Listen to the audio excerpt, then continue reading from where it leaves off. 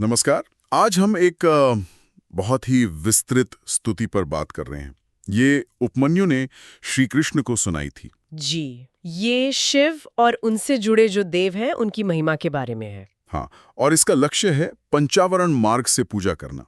मतलब वो देवताओं के चारों ओर 5 घेरे बनाकर विशेष पूजा होती है ना। बिल्कुल, उससे फिर अपनी इच्छा पूर्ति और मंगल की कामना की जाती है। तो ये एक तरह से शिवजी के पूरे ब्रह्मांड का नक्शा है। उनके रूप, शक्ति, परिवार। सही कहा।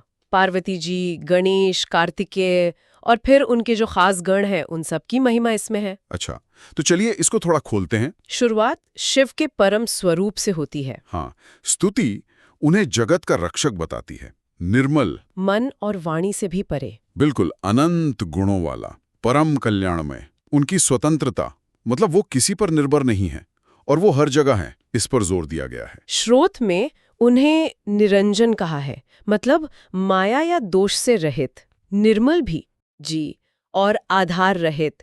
ये दिखाता है कि वो कितने परम, स्वतंत्र और असीम है, जैसे पूरा विश्व उनमें समाया है, पर कोई उन्हें बांध नहीं सकता।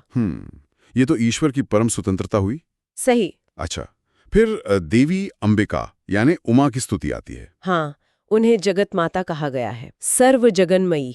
और अज्ञान का नाश करने वाली। इसमें एक बात मुझे बहुत रोचक लगी कि उनके बिना ईश्वर भी फल नहीं दे सकते। ये बहुत महत्वपूर्ण बिंदु है। ये दिखाता है कि शिव और शक्ति अलग नहीं है, वो एक ही हैं। हाँ, देवी सिर्फ शिव की पत्नी नहीं, वो उनकी क्रिया शक्ति है। उनके बिना आप कह सकती हैं कि शिव का ईश्वरत्व भी एक तरह से अधूरा है। अच्छा, उन्हें मंगल करने वाली, परम कल्याणमयी कहा गया है। जी हाँ। इसके बाद फिर शिव परिवार और गणों का जिक्र आता है। गणेश जी और स्कंद यानी कार्तिकेय। हाँ, शिव पार्वती के प्रिय पुत्र, सर्वज्ञ है, लोकों के रक्षक हैं। लेकिन यहाँ एक हिस्सा है जो मुझे सबसे दिलचस्प लगा। शिव के 5 मुख, पंचमुख का वर्णन। हाँ, वो तो है ही। मेरे लिए भी ये वर्णन बहुत गहरा है। ये सिर्फ 5 चेहरे तो नहीं है ना? बिल्कुल नहीं। ये असल में सृष्टि के 5 मूल तत्व और दिशाओं पर शिव के अधिकार का प्रतीक है। अच्छा, जैसे? जैसे ईशान मुख, वो स्फटिक जैसा निर्मल है, आकाश तत्व का प्रतीक। फिर तत्पुरुष मुख, सूर्य जैसा तेज, वो वायु तत्व। अघोर मुख, श्याम वर्ण का, वो अग्नि तत्व है। वामदेव मुख, लाल पीले रंग का, जल तत्व।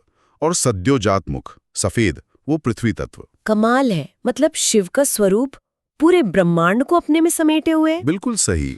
और इसके साथ ही नंदीश्वर, महाकाल, शेषनाग, सप्तमातृकाएं, वीरभद्र। हाँ, वीरभद्र, इन सब प्रमुख गणों की भी स्तुति है। और यहाँ तक कि सूर्य, ब्रह्मा, विष्णु और रुद्र को भी चौथे आवरण में पूजा जाने वाला बताया गया है। मतलब वो भी महेश्वर शिव की ही मूर्तियां हैं। अच्छा। हाँ, जैसे नंदीश्वर हैं, वो सिर्फ वाहन या ध्वजा नहीं है, वो महातेजस्वी हैं, शिव के परम भक्त, गणों के स्वामी। और महाकाल, वो समय और मृत्यु पर शिव के नियंत्रण का प्रतीक है।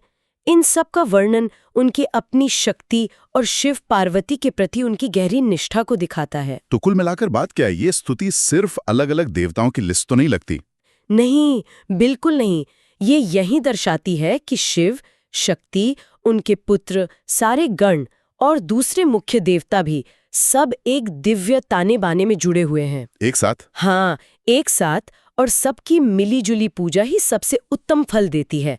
इसमें तो दिव्य अस्त्रों जैसे त्रिशूल, वज्र, इनसे भी रक्षा और मंगल की कामना की गई है। ये दिव्यता को एक समग्र रूप में देखता है। और इस स्तुति को पढ़ने या सुनने का फल क्या बताया गया है? स्रोत कहता है कि जो इसे रोज पढ़ता या सुनता है वो पापों से मुक्त हो जाता है। और शिव सायुज्य प्राप्त करता है, मतलब शिव में मिल जाना। हाँ, परम मुक्ति। ये आयु, आरोग्य, ऐश्वर्य, मतलब सभी इच्छाएं पूरी करने वाला बताया गया है। यहाँ तक कहा गया है कि बड़े से बड़े पाप भी इसके प्रभाव से नष्ट हो जाते हैं।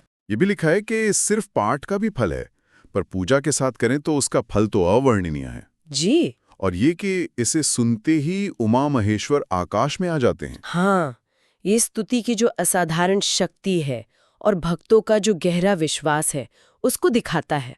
तो आज की ये चर्चा सिर्फ भक्ति का एक रूप नहीं दिखाती, बल्कि ईश्वर का जो विराट, जो जटिल स्वरूप है, उसे समझने का भी एक शक्तिशाली माध्यम है। बिल्कुल। और ये एक सवाल भी छोड़ जाती है सोचने के लिए कि इस तरह का इतना विस्तृत वर्णन, जहाँ इतने सारे देवता, गण, शक्तियाँ, तत्व सब एक साथ एक ही केंद्र यानी शिव से जोड़कर पूजे जा रहे हैं, ये भक्त और भगवान के बीच के रिश्ते को किस तरह और गहरा बनाता होगा, ये सोचने वाली बात है।